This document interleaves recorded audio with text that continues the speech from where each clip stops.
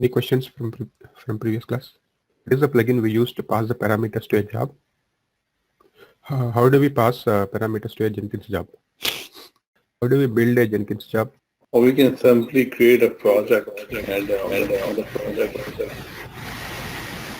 Yeah, what is the option to click to create a build out of a job? There's a build, you can write the command, right? Like run on the console. It's build now, right? So build now, and what is Build. the parameter we use to pass the parameters? Build with parameters. This is a plugin we need to include, right? How do we Uh, execute a shell script from Jenkins? Sorry, how do what, sir? Execute a shell script from Jenkins. Oh yeah, build. Under build, there's a command, there's the option to execute something on the console, and there's one of the option under build, one of the tabs. Okay. Execute shell, right? Yes. Execute shell.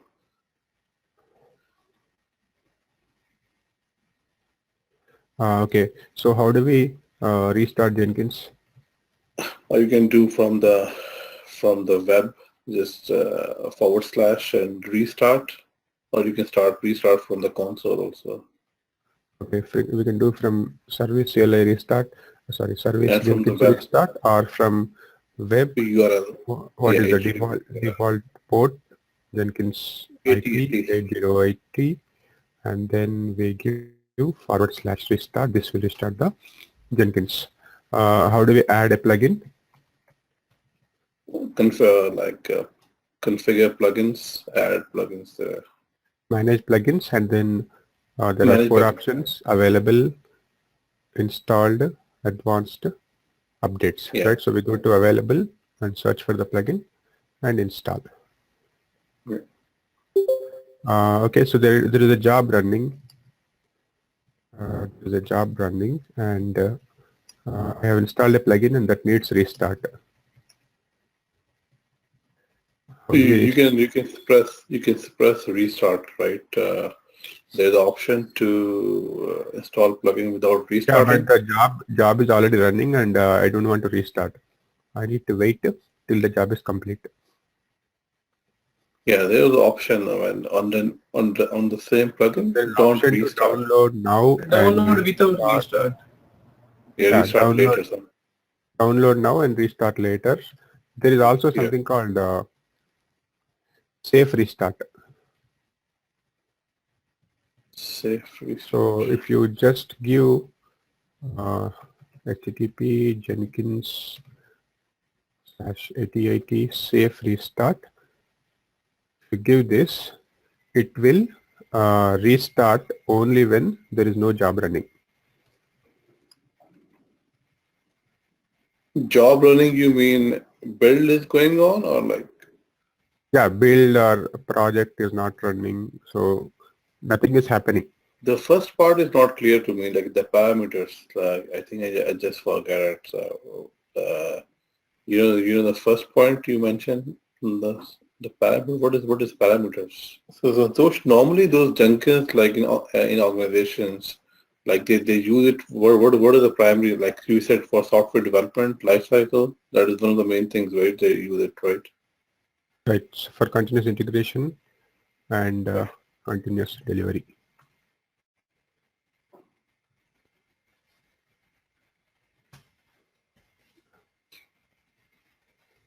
Okay, so this is the project, and if I want to build it with parameters, there is option build with parameters, and I want to add 2 numbers.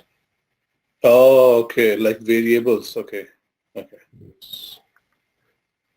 And if you see, the job is scheduled, and you can see the output here. Yeah. Okay, something is wrong. It has taken the default ones.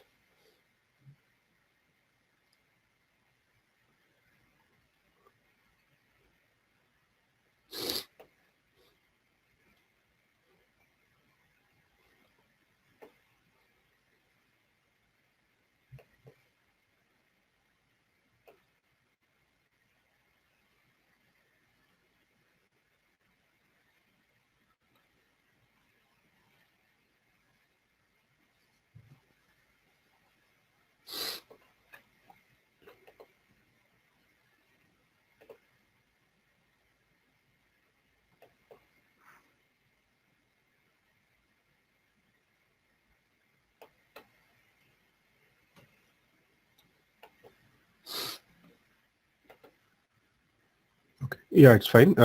So both are added and the sum is 8. Okay.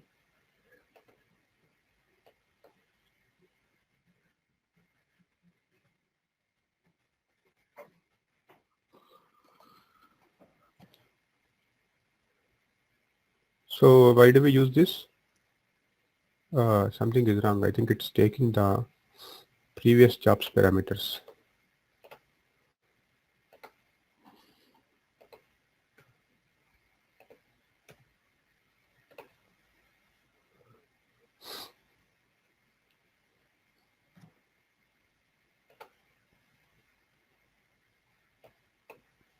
Okay, this is fine.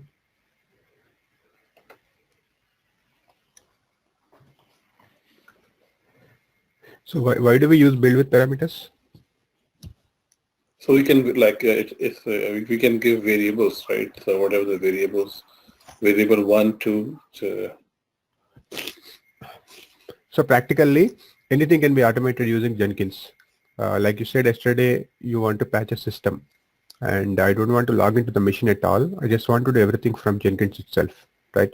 So build with parameters, take the IP of the machine, take the patch you want to apply, and also if you want to take the distribution as the input, and we can just write a shell script that gets all these parameters inside, and you based on the requirement. Let us say you want, if it is RHEL you want to install something, if it is Ubuntu you want to install something else. So you can have all those options processed inside the shell script, and based on that you can do whatever, something like there is a test team and there is a development team, there is a production team, and development team wants to execute some test cases, right? So instead of going into the test team, they want to have their own setup. Simply they can click, and internally it processes all the test cases and gives the results on the console.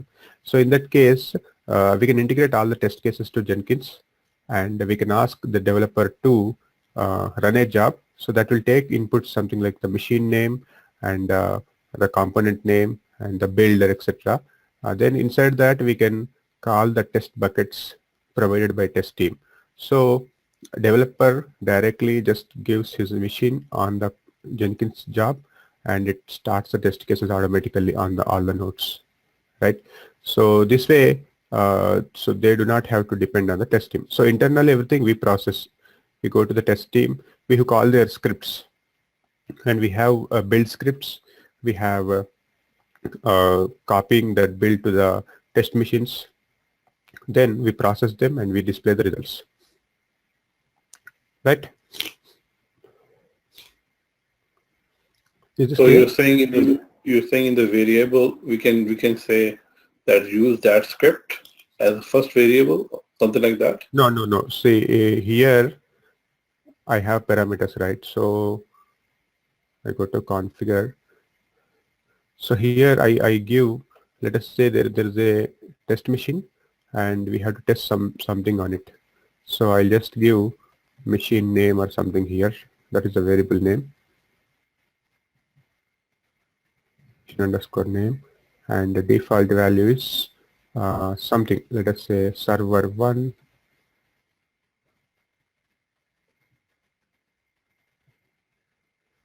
dot us dot some xyz.com, and we give something like enter the machine name here.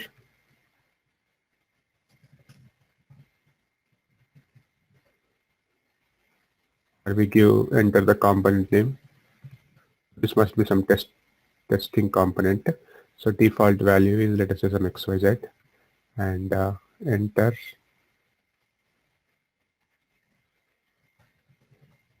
test component you want to run, right? So like this we give some other parameters also if you want, based on the test framework, and inside the shell script we write something like this is the IP address is equal to, we already got the IP address and all. Now what do? We need to execute that particular script on the test machine. So it's a remote execution. So we can simply say ssh-l root and let us say $server underscore name, and then let us say there is a test script, test.sh, right? Then there is a component that we have to give as input to this test.sh. So we give something like $1, which is XYZ, right? So this will go ahead and start the test on the test machines, right? Or you want to give this also as an input, server name.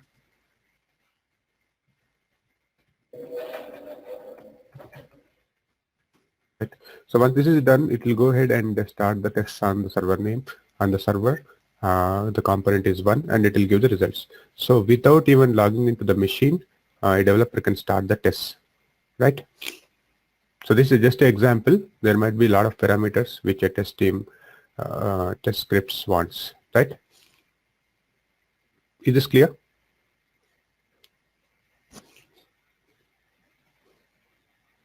Yes, so it's basically running the script which is already sitting on the server, right? So something like that, right? Right. So there are already scripts. Test team already uses them. We are just integrating to Jenkins. Okay. Is there a real time example we're gonna do in the lab, like Yeah, we'll try that. Yes. like patch anything or just install anything? Yeah, we'll do that. So before that, we'll see one integration of the one integration project end to end from Okay. GitHub to Maven to Nexus, Ansible. Okay. Okay, sure. So adding a slave to Jenkins, right? So let us say I have a master. Currently, we're working on master, and I have a slave, right? So I want to schedule the jobs on the slave, not on the master. Master will just execute the task on the slave. So actually task is getting executed on the slave, right? So there are steps to do that. First we have to give authorization to slave to execute anything from master, right? So master should be able to execute anything on the slave, right? So how do we do that? Again, so we need to create the users on the Jenkins user on the slave, and we need to set up the SSH keys between the master and the slave so that master should be able to execute anything on the slave without providing the password, right? So let us say master name is master and the slave name is agent. So the first thing is both should be able to ping each other, communicate with each other. Both are in the same network. So once that is done, generate the keys on agent, create the user instance on agent, right? Set up the keys from this generate the keys actually both on agent and master, and set up the keys from master agent.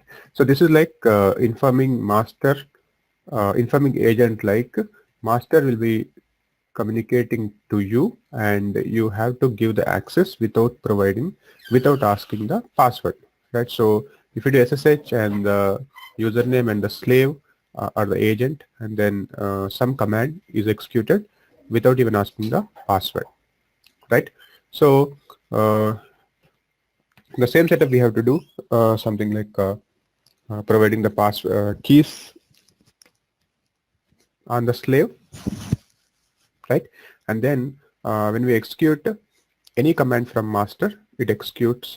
So basically we are setting up the authorization to master to access anything on the slave, right?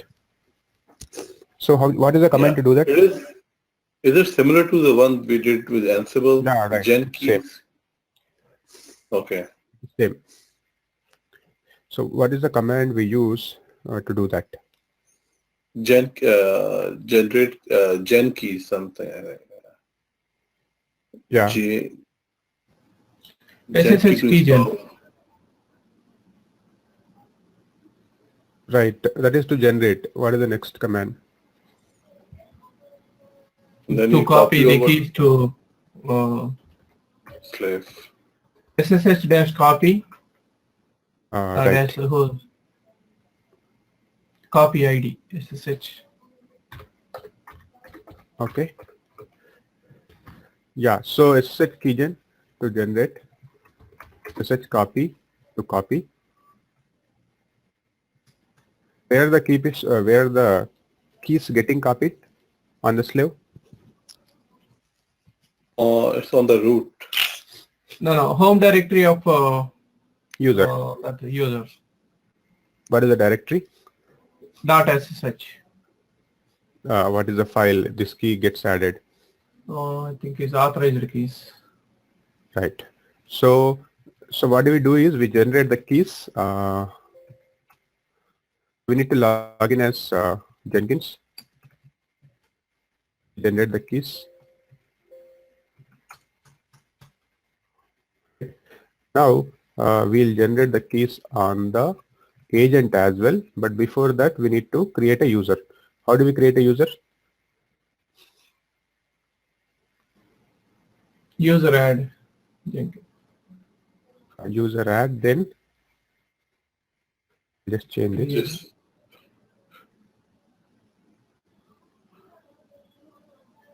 User add. User add Jenkins. username, I think. No, there are a lot of User add. options before that. Options, I think default options it takes if you don't give the home directory and shell, binware, comment, binware, Group. and username or group name, primary group or secondary group. Oh, Jenkins already exists. Fine. So Jenkins already exists, so I can log in as Jenkins. So ID is, it's not logged in. Sudo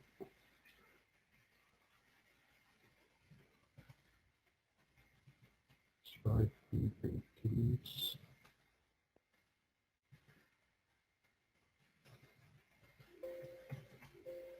If there Okay, is a there is- false, there is maybe no home. default. There is No no shell home. is. I think no shell is available maybe. Okay, where am I executing? I'm executing on this. On this.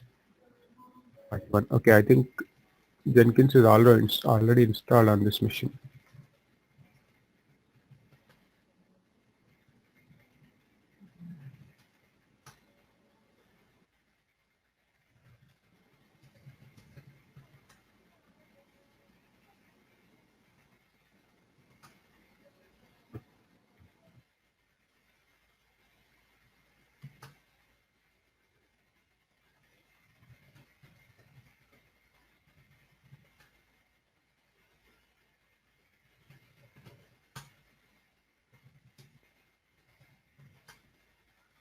Okay, so I logged in as Jenkins user on agent. So this is my agent. So I logged in as Jenkins user. Then I need to generate the keys. Once keys are generated, I need to copy it from agent to from master to agent, right? So how do we copy? SSH copy ID. Next,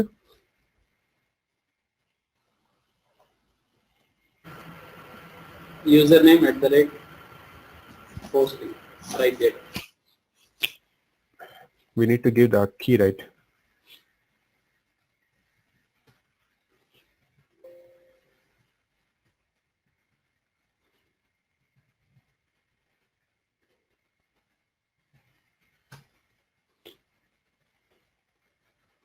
Okay, agent.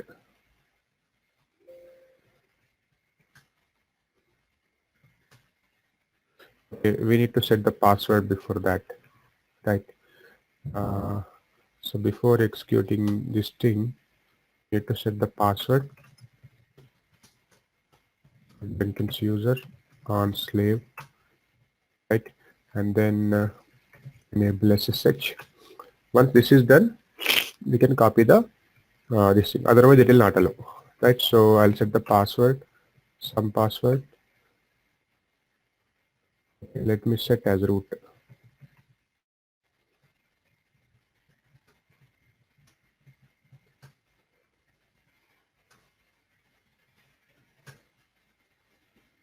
Okay, password is set. Now let's log in as Jenkins, and then let us try to do the same thing. Okay, now it's done. So once I set this, let us see if it will ask a password.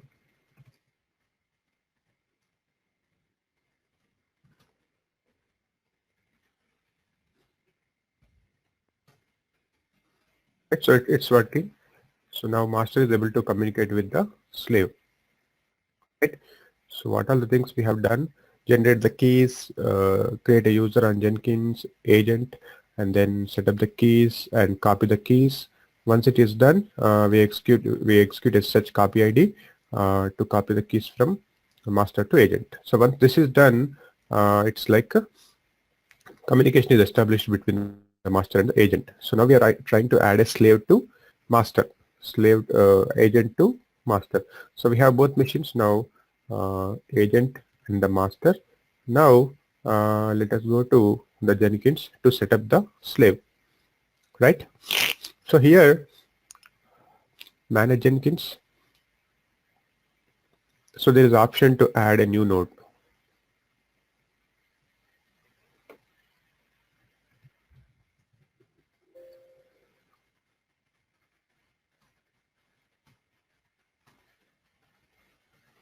Manage nodes. Okay, so there should be an option to add new node, right? So here we can give a name. I'll say agent.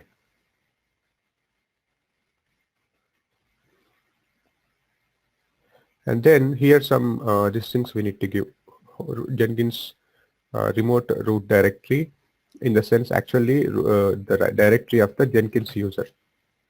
We have given as home Jenkins, and this number of executors is something like number of parallel processes which you want to execute, right? Something like number of shared processors or CPU resources on the slave, right?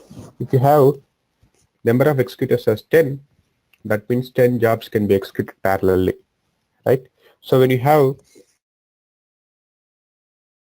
Jenkins server, so sometimes what happens is if you don't have the number of executors, the jobs will form a queue and one by one it will execute.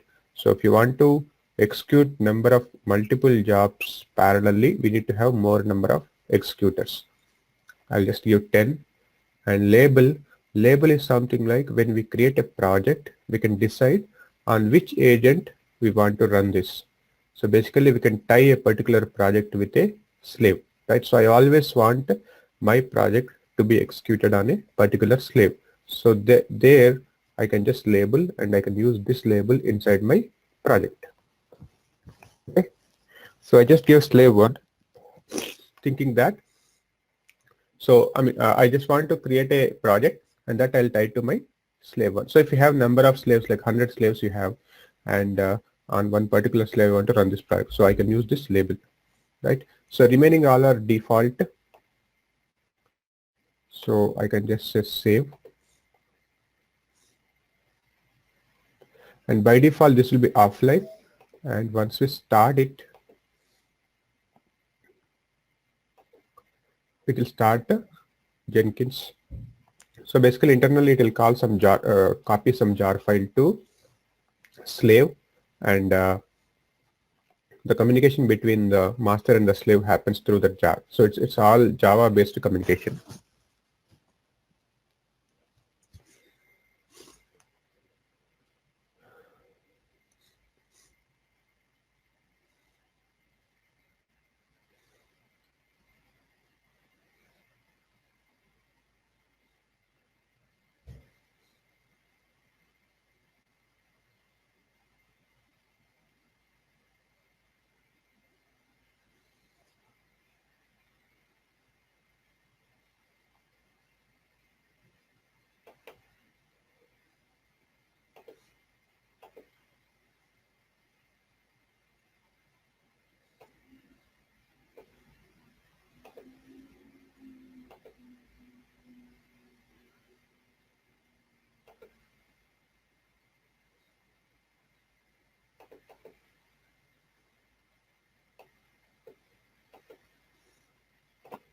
Launch via SSH.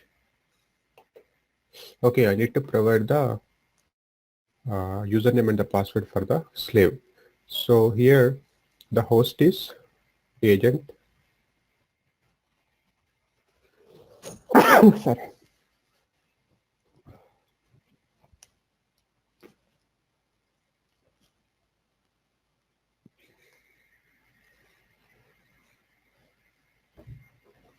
So here the option is SSH username with private key, and the username is Jenkins.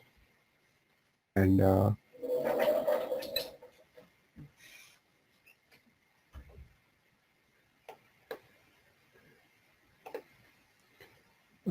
so we already established the communication. So we need to give the third option, which is take the key from master.ssh, right? So passphrase, we can enter something, agent. Sorry, this we need to give the password. Then description, we can enter something like agent added by me. Santosh, while creating a SSH key, you did not give passwords, right? I have given, right? I have Oh, given you the did? passwords to agent. Okay. The same password you have to use. Okay.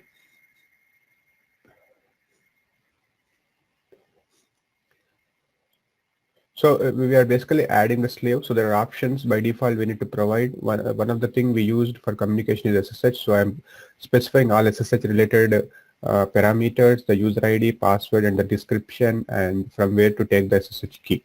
Okay. So I'll just say add. And here we need to select the password, the user ID which we have given. So while communicating to the slave, it uses this user ID. Okay. Relaunch agent.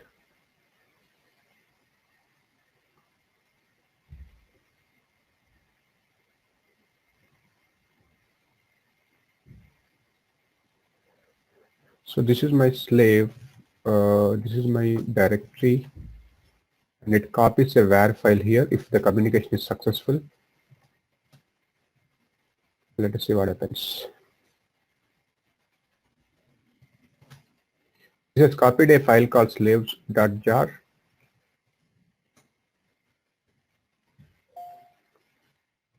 Authentication successful, and it executes. Something is wrong. It's failed. Maybe because the permission. I just gave the permission, so let us start again.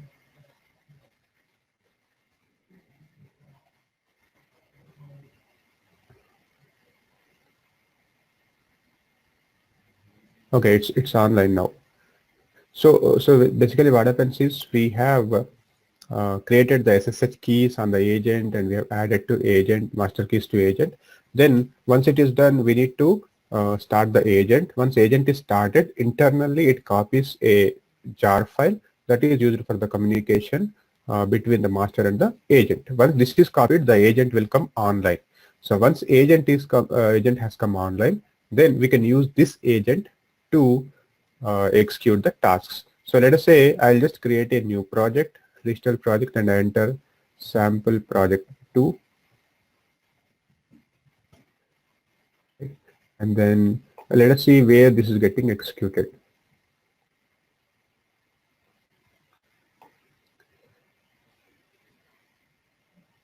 There is option restrict where this project can be run. So if I give my slave here, it automatically displays the agents added, right? Now I added this slave for this project. So this project always runs on this agent. In this scenario, it doesn't matter because we only have one slave, so it always runs on that slave. But if you have multiple slaves, if you restrict like this project always executes on slave 1. Okay. So let us see where it is getting executed. So I'll just say add build step execute shell. So I'll say pwd and ID and host name and IP address, right? So what should it display ideally? So we have master, we have slave. Earlier it was executing on the master. It was giving the IP address, the present working directory ID from the master. Now we should give from the slave, right? Well, let us see. So I'll just say build now. It will create a job. It will create a build. Something is wrong. If config command not found. Why? I think IP space ADDR maybe. The if config is deprecated in Red Hat 7 or No, CentOS. it works, right? So let us say it works on the agent if config. Oh, okay. I think has been you can give has been if config. Yeah, right. Full So stop. I think the path problem is with the path. User has been if config. So we'll try that.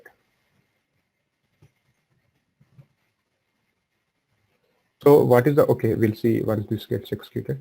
So if you see, if the build is failed, it will turn to red. Now build again.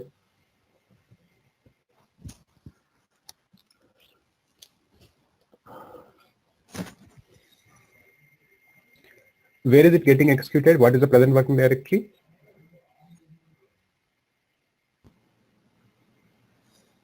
Use of home directory in Jenkins. Yeah, this is the home directory where the job started. So if you execute something and if you want to execute a shell script or something, either you have to give the complete path or you can keep the shell script here and directly give that path so that it picks from here. And the user ID is Jenkins and the host name is the agent name and the IP address is from the agent, not from the master. So we are executing from the master. It is getting executed on the slave. Master is delegating the work. Slave is getting it executed and it will report back to master saying that the task is successful or failed.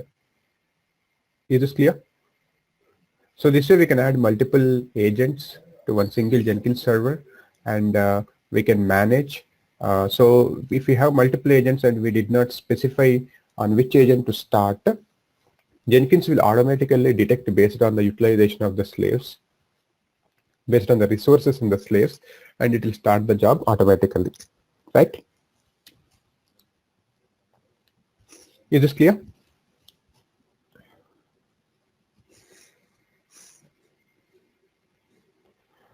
So let us say I have GitHub account. So I log into GitHub. So we have created a repository, right? So something like repository September 9th. So I'll just clone this link. Okay. Then I'll go and add to my sample project 2. Right. So I'm adding a plugin called Git to my agent. So I'll just say repository URL and I need to provide the password as well. Right. So add Jenkins and then username with the password. So I need to give the password of my GitHub.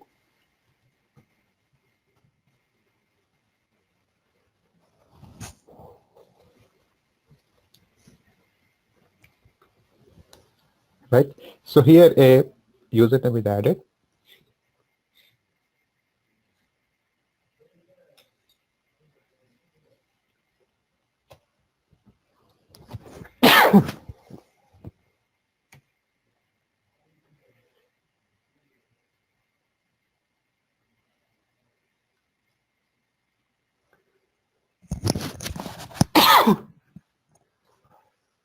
Somehow it's not able to communicate with GitHub.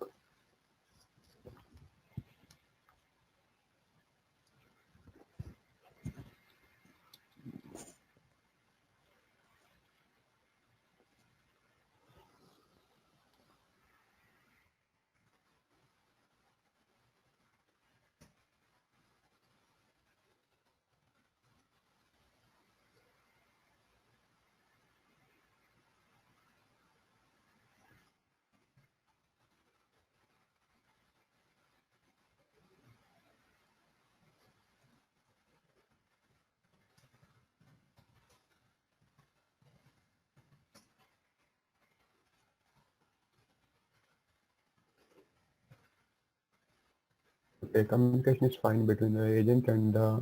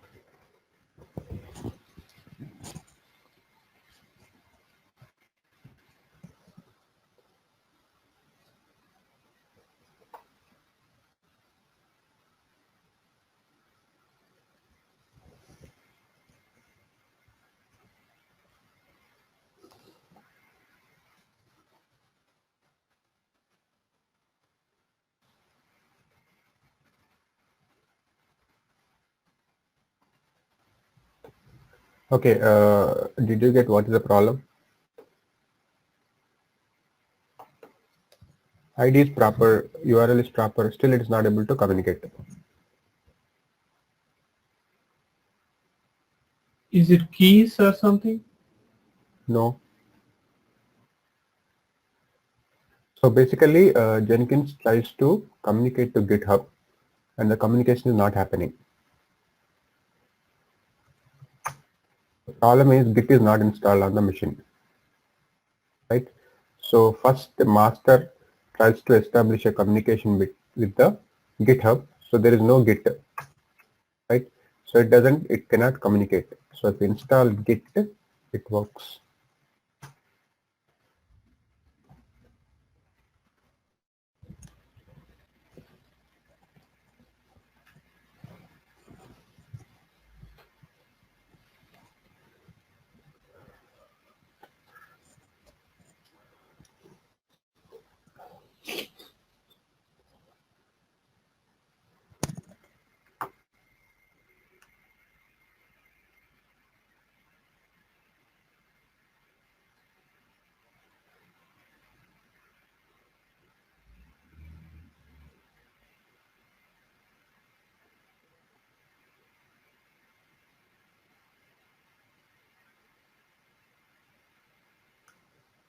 Okay.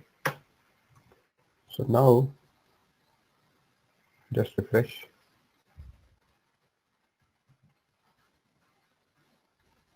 Okay, now the error is not there. So it's able to communicate with the GitHub. Okay. So I added a repository and we'll just schedule a job. Okay. I'll not give anything here.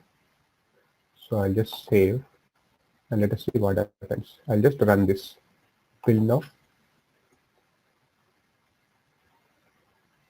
Okay. So let us see what is happening on the agent, right? So I'm in home directory. There is a directory called workspace automatically created. Under that, there is a sample project 2 created. Under that, from where these files have come? GitHub. So it actually downloaded from GitHub. Whatever the files is there, it has cloned to workspace, right?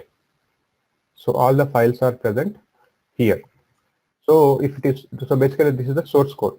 So now we can use Maven to convert this to binaries, and these binaries we can use to copy to test nodes and execute some tests and delivery, right? Continuous delivery. So this is the flow goes. So basically we have added a plugin called GitHub to Jenkins server. So Jenkins automatically downloaded the binary, the source code to its workspace, and this is on the master or the slave.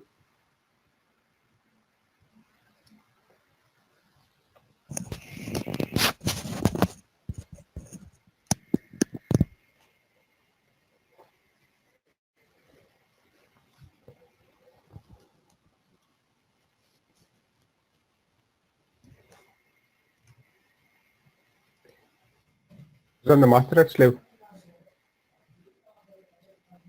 A slave. A slave. Yeah, so basically it downloads to slave. So everything is available on the slave. Then I can execute Maven to convert these things to binaries. So let me see if Maven is there.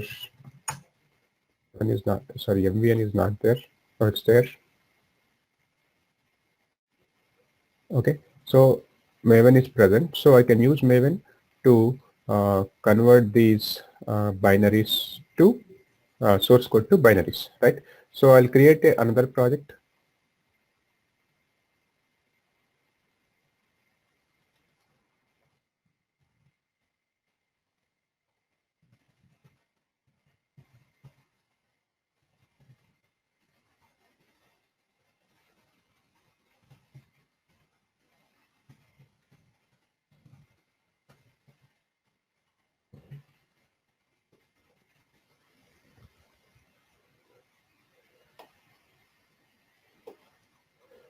So I'll give git And there is something called a sample project.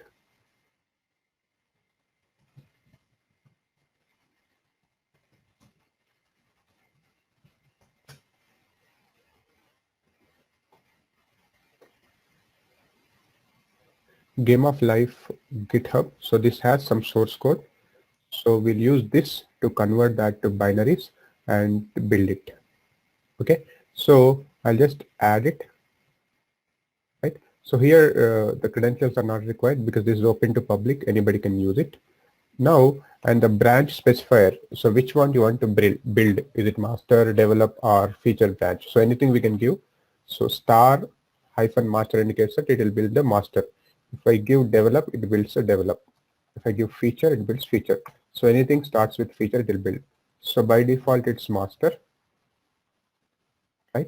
Then I need to build it. So using which tool we build? Using Maven. So I need to add here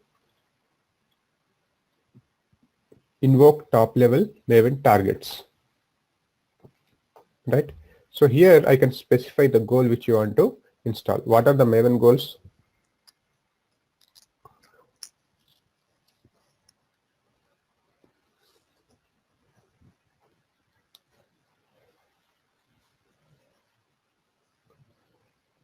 There are few goals, right? Maven has that we can give here.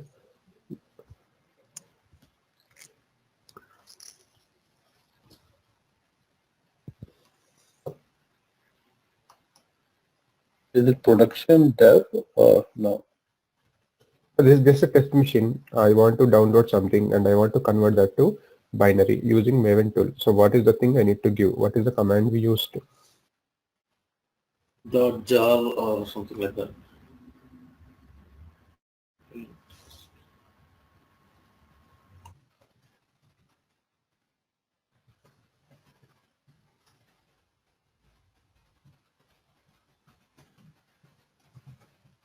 These are the things, right? Test will test, compile will compile it to binary, package will create a jar file, deploy will copy it to Artifactory, install will install in the local repository, right? So if I execute install, all these above goals also will be executed, right? So I'll just say install. Okay. So based on what these goals are defined, in which file we need to define all of them.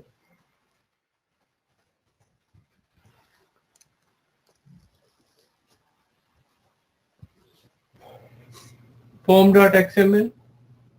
Yeah, in pom.xml, we specify how do you want to create artifact ID, group ID, and then we specify the repository URL from where it has to fetch the binaries, and we specify dependencies, we specify plugins, right? And so if you specify all these things, Maven will automatically download all the dependencies specified in pom.xml and tries to execute, right? So let us try that. So I'll just say install. So now I have a job that downloads from GitHub. It compiles the code using Maven install. So I'll just save it and let us see, let us build it.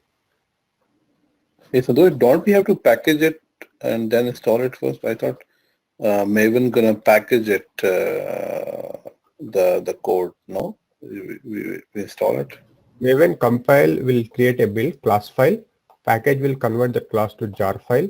Deploy will copy it to the location we mentioned in pom.xml. Install will also copy it to local repository. Okay. Okay. So this will go to this repository and it will download all this stuff to Jenkins workspace and it will convert them to binaries. What is the directory where all the binaries will be available in Maven? So where is the source code available in Maven? So Maven has a convention. It follows a convention, right? So what is this thing available? Where are the test code available? Where is the test code available? Where is the source code available?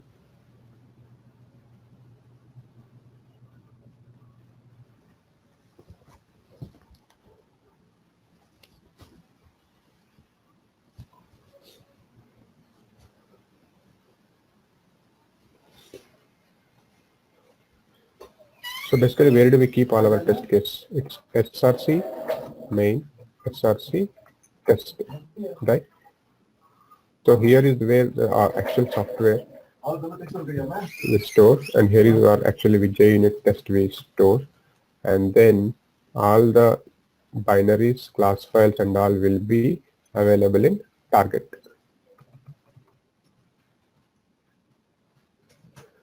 Right?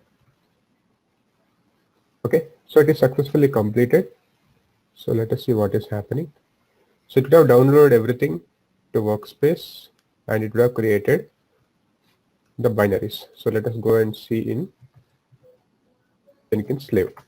Now there is Jenkins GitHub project created. Under that there is pom.xml. Under that there are directories, there is source code, and where is the jar files available?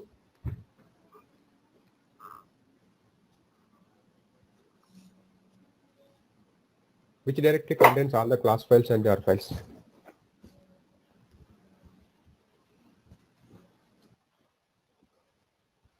In deploy, Here is the directory which has all the binaries. target. Right. So what is here? Target. And if I go inside target, I'll have the binary. So I can simply search for var file.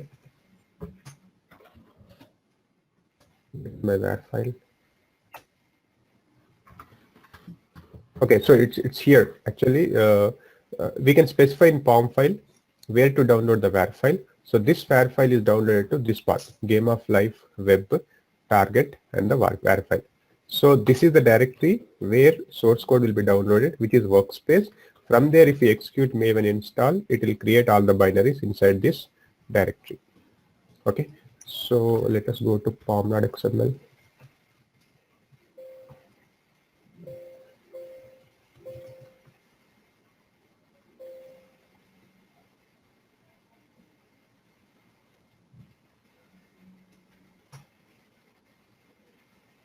So this is the pom.xml.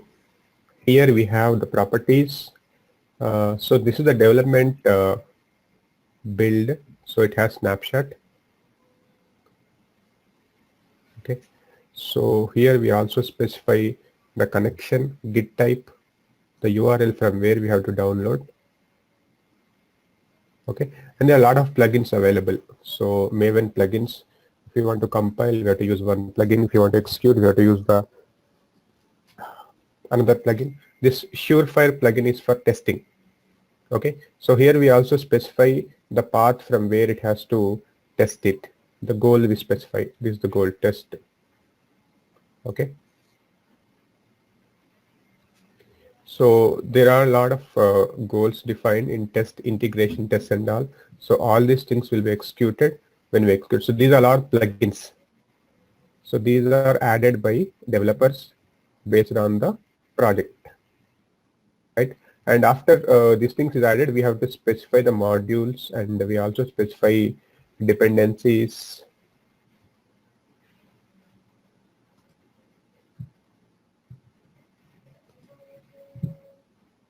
So this is a POM file from this project.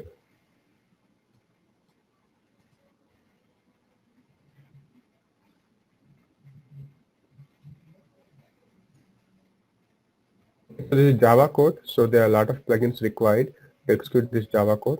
So all these plugins are added. Okay.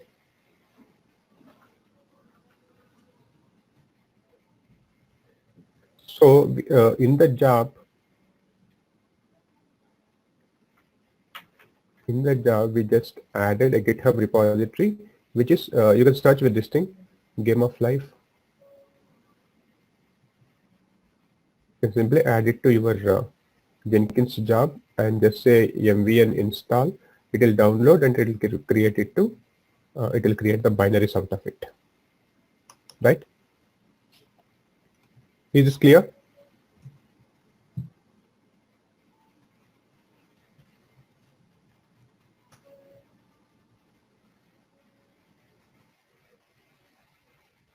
Yeah, can you please copy Notepad on the chat window? And then that. The next thing is we'll upload this to Nexus, the same binaries which we downloaded, something like in home Jenkins works job name, sorry, workspace job name, and then we have target, and then we have something like xyz.tar, right? So this xyz.tar we copied to Nexus Artifactory, and there we want to specify something like a timestamp. Some path we want to give. There we want to specify like xyz.tar under some timestamp 2017 9:14 6 p.m.